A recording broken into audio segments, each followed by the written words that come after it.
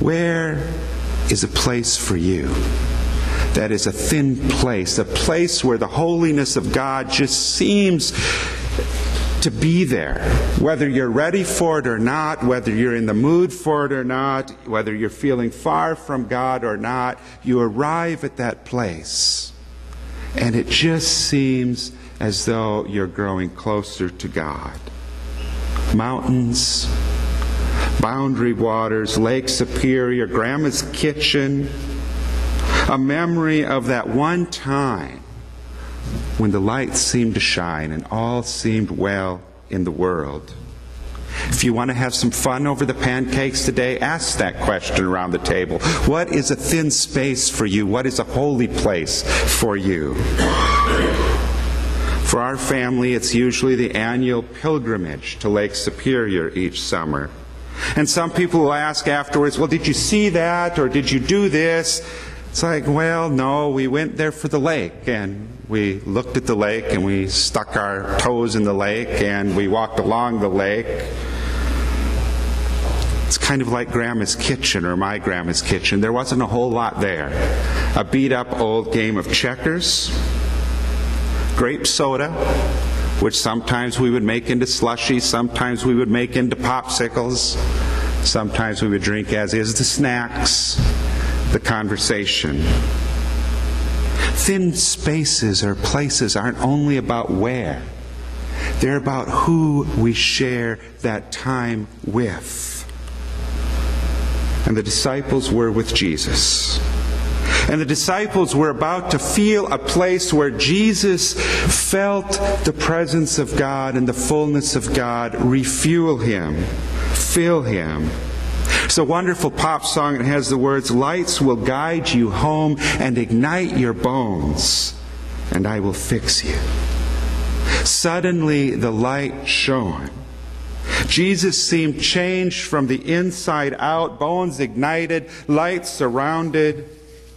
Jesus radiated the presence of God. And Peter and James and John, they weren't only wowed by this, they were overcome by a very human desire. The desire to have that perfect moment last forever. To keep it, to control it, to freeze time. A recent evotion sent to my email from Hazelton had these words. Sometimes we try to do things that just can't be done. We act like we can control others, but then we are going to fail. We act like we know everything, but then we are going to fail.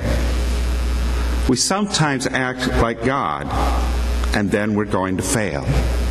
We can't control others. We can't know everything. We're not God. We're human. When we act human, we've already won. And Jesus does this remarkable thing. He finds himself filled with God's presence. And he does this over and over again. And as soon as he does that, he returns into the midst of the crowds, where he has no control over others. And he gives away what God has given to him. Perfection is the mountaintop, pandemonium is the valley. I haven't been to Europe, but I've been watching over the years a phenomenon that has been taking place. And it's a phenomenon that is spreading to the States. There are wonderful, grand structures in Europe. Gorgeous, once this was the pinnacle of Christianity and Christian experience architecture. And the buildings have become frozen in time. They're filled with tourists, and they're empty of worshipers. And they're slowly slipping into ruin many times. And it's happening in America, except the tourists don't come to much, but the worshipers do seem to cease coming. And some of the largest, grandest facilities become devoid of worship. The Crystal Cathedral went bankrupt. The year it went bankrupt, it couldn't even pay the supplier for the camels and the donkeys and the sheep for the Christmas pageant that year.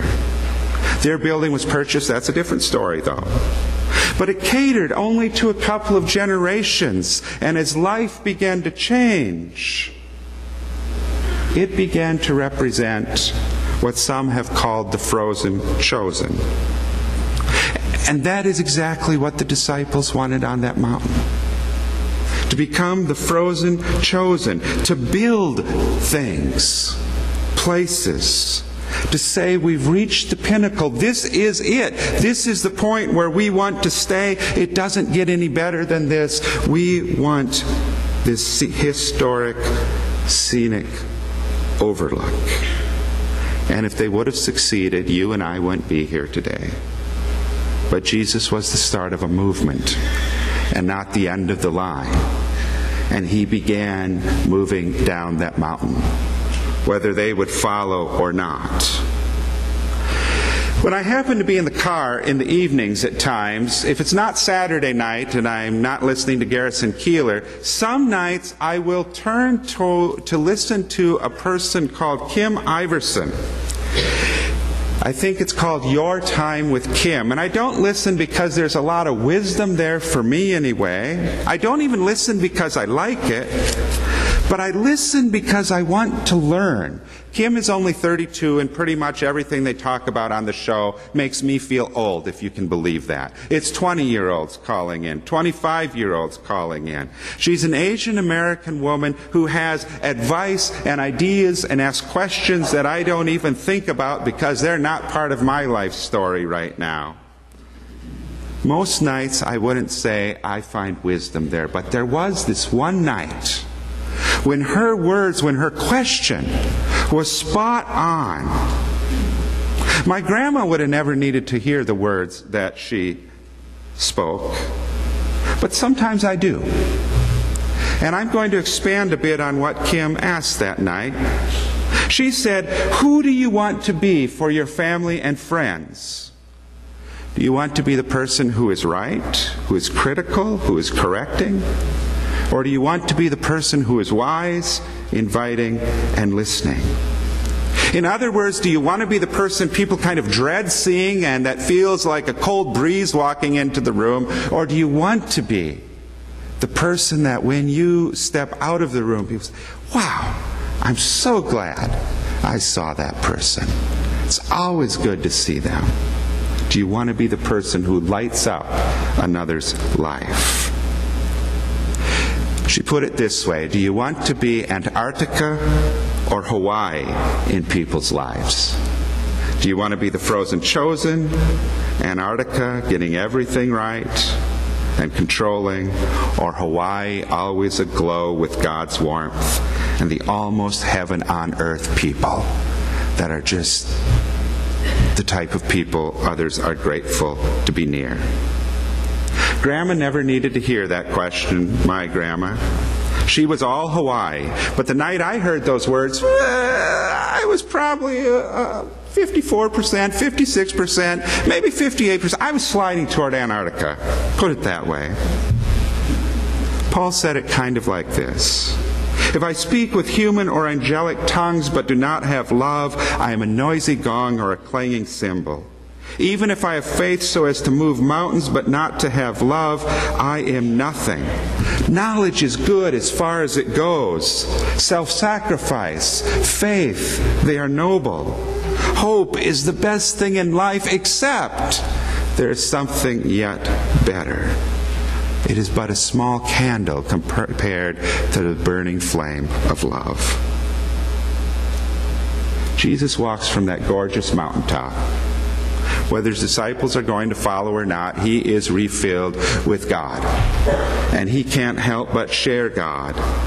Hawaii in the flesh, knowing that along the way others will take advantage of him and bruise him and wound him and misunderstand him. And yet for 2,000 years people have been coming back to him. Even when the churches and the cathedrals are in ruins, they have been coming back to him to find the healing, the teaching, the life-changing power. How will you share Jesus? How will you be remembered in your life and in the lives of others?